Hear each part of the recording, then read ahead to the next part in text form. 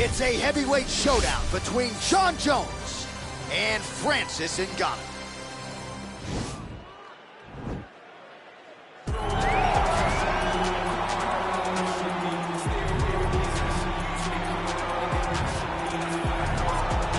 Well, DC, you may want to retire before this guy becomes the #1 heavyweight contender. Francis Ngannou, the power threat, born in Cameroon, raised in France, and he's carved out quite a nice niche here thus far in the UFC. Yes, he has. He's a very scary fighter.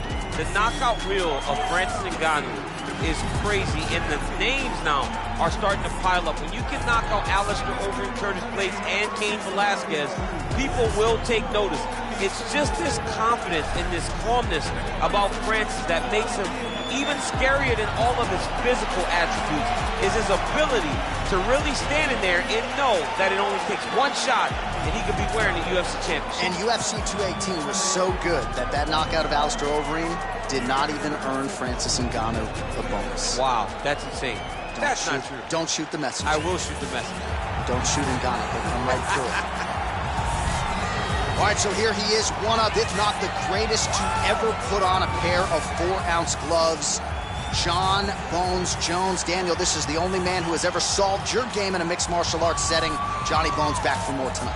For me, I understand how special Jones is because he is the guy that's been able to beat me twice. But when you go down and you look at the resume, you start with Shogun Rua, then you have the Rashad Evans, and the Rampage Jackson, and then you have myself, Alexander Gustafsson. It is a list of Hall of Famers that not many people can match when they say match your resume against mine. Jon Jones is a special talent, and he has shown that every time he has fought the very best the UFC has to offer. You put it well. In terms of the strength of schedule, I think he has the best resume of any UFC champion of all time. And of course, as he makes the walk here tonight, he puts that status on the line yet again. And now our tale of the tape for this heavyweight fight. Both fighters are 33 years of age. Ngannou weighed in at 250 pounds. Jones will have a 1-inch reach advantage. Ready. You ready to fight?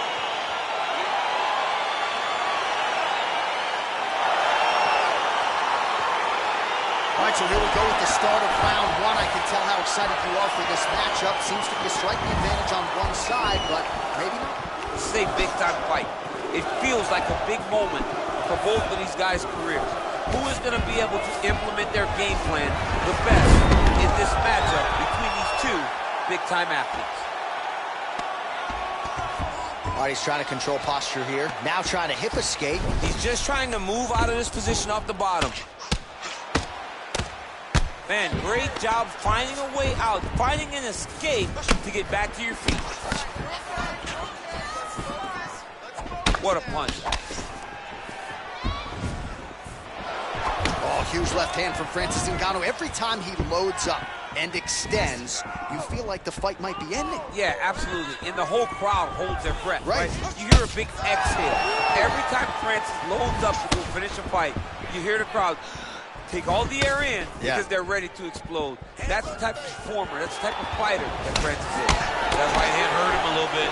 All right, so another swing and a miss, and I'd imagine if your gas tank is this low, you gotta find times to try to preserve that energy and get yourself back to a place where you can actually dole out some damage. Yeah, you gotta get out to space, find places to rest and recover. Get against the octagon, go to the clinch, find ways to just recover so that when you have that next explosion, it actually has some feeding to it. It's very tricky when he throws that body kick. Well done to catch the kick. We'll see what he can do with it. Oh, nice punch there by Ngannou. All right, so a good job by him here. He continues to block these shots. Seems to see them coming a mile away. He sees them coming a mile away, and he's blocking, he's rolling, he's slipping. He's doing a great job. So just over 20 total strikes have landed for Francis Ngannou. Ngannou gets hit with a kick. Big strike lands. Big strike lands. Now he looks to try to chase down that finish. And just like that, the fight is over. He got it. I'm not sure if that's the way he drew it up, but a huge result for him here tonight as he gets the win by way of knockout. And That's about as good a one-strike finish as we've seen here in the UFC in recent memory. I'm not even sure the opponent saw it coming, so a big, big win for him here tonight. All right, let's get you some replays now. Certainly a lot for our replay guys to work with in the truck. This was a clinic tonight in terms of... Bruce Buffer has the official decision.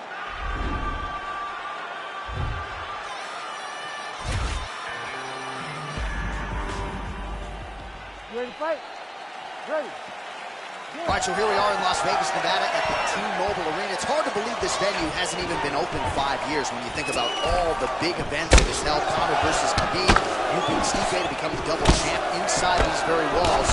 You're getting chills being back tonight, champ. I'm getting chills being back at the T-Mobile Arena. I love this venue. And I'm going to tell you one last thing before the fight night starts. After you're done, take a walk outside and take a gander at the side of the building. You can see your boy DC, prominent of high in the rafters, holding up the UFC title. Oh. What a great arena. And that Vegas air feels like a hairdryer in your face. It's so hot. These guys throwing early. Oh, and there's another uppercut. DC, you got a pretty good uppercut. I'm not sure it's as good as his, but pretty good.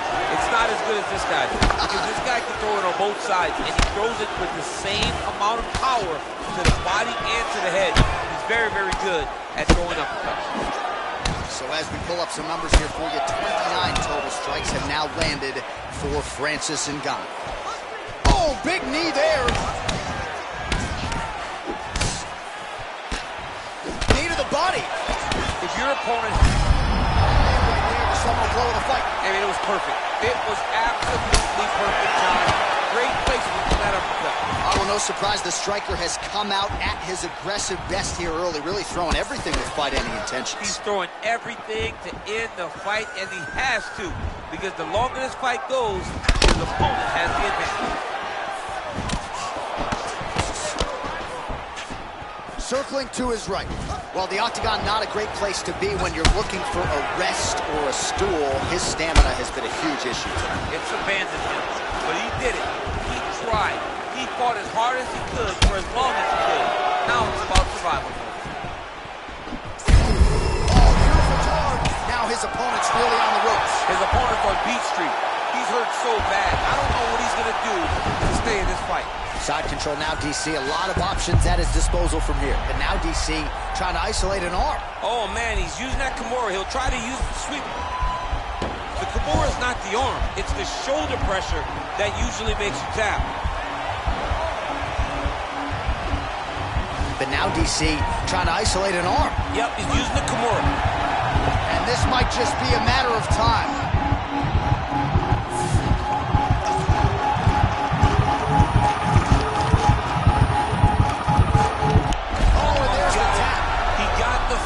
What a beautiful Kimura finish by this great fighter. And I don't care how high your threshold is for pain. When you're in that compromised state, better to tap and fight another day. It's so crazy because people think the pressure's on your arm. It's all your shoulder. When somebody has a really good Kimura, it feels like they're going to break your shoulder. The official decision is in here is...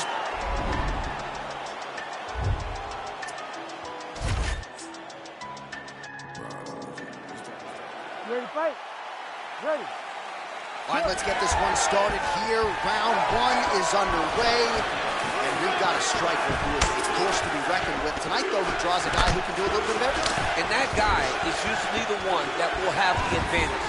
But we know what a high-level striker is. And this guy is as high-level as we've ever seen in the UFC. Well, perhaps a sign of things to come as he lands a kick there. Nice kick landed by this man. He has a commitment to kicking tonight, and it shows.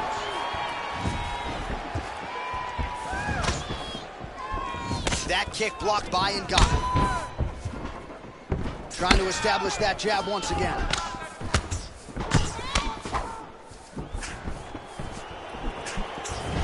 Big liver kick lands under the elbow. Back and forth we go.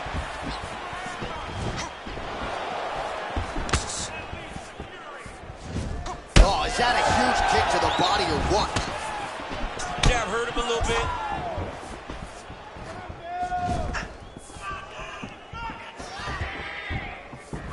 Jones' strike there is blocked. Nice job by the defense. Great timing. Oh, beautiful entry as he secures the double leg takedown.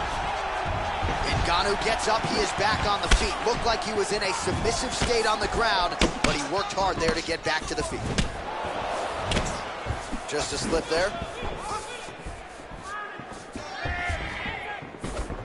Sneaky head kick.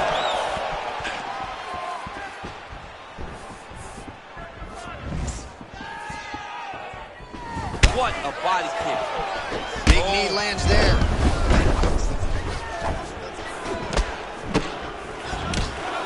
Ah, that jab hurt him. Beautiful takedown from Lane.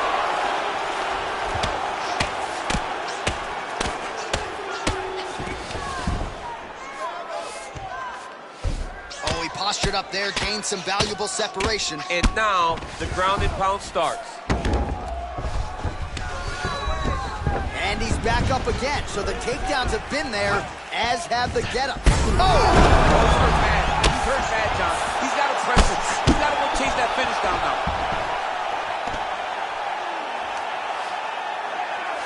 He's going to start looking to try to attack a rear naked choke, and that's exactly what he's doing. Nicely done.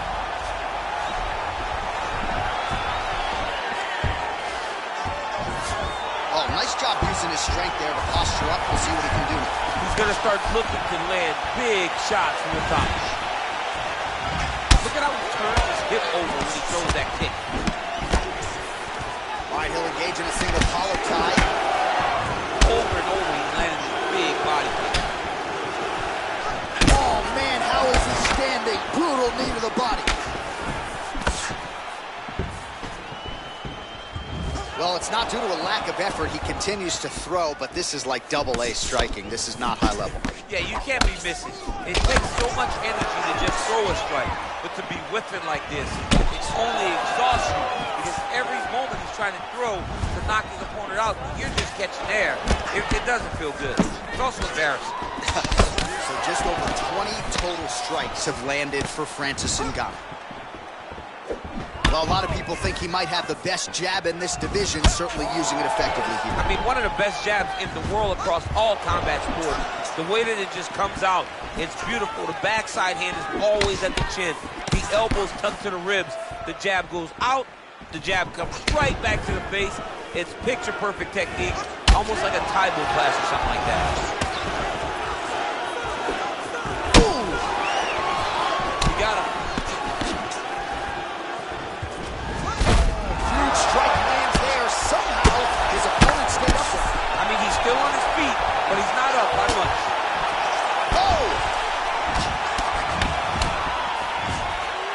And just misses with that big right hand. Shot there, DC, and one more of those, he might be out. I mean, the fight is going to be over. I can't believe he's still standing. That shot landed perfect. Oh, he might be out.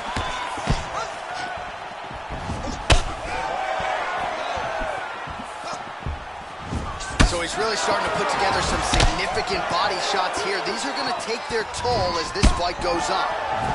Big punch lands over the top. How's he going to follow this one? 2 minutes now to go in round one. All right, so Francis Ngannou pretty patient here early on and leaning on his jab. When you look at a guy like Francis, who has such tremendous power, right behind his jab, it shows you how much he's evolving. He's not just searching for the knockout blow, he's trying to set it up. Oh, he hurt him bad with a jab. Look at him working at trying to shut the liver down. All right, so another swing and a miss, and I'd imagine if your gas tank is this low, you got to find times to try to preserve that energy and get yourself back to a place where you can actually dole out some damage. Yeah, you got to get out to space, find places to rest and recover.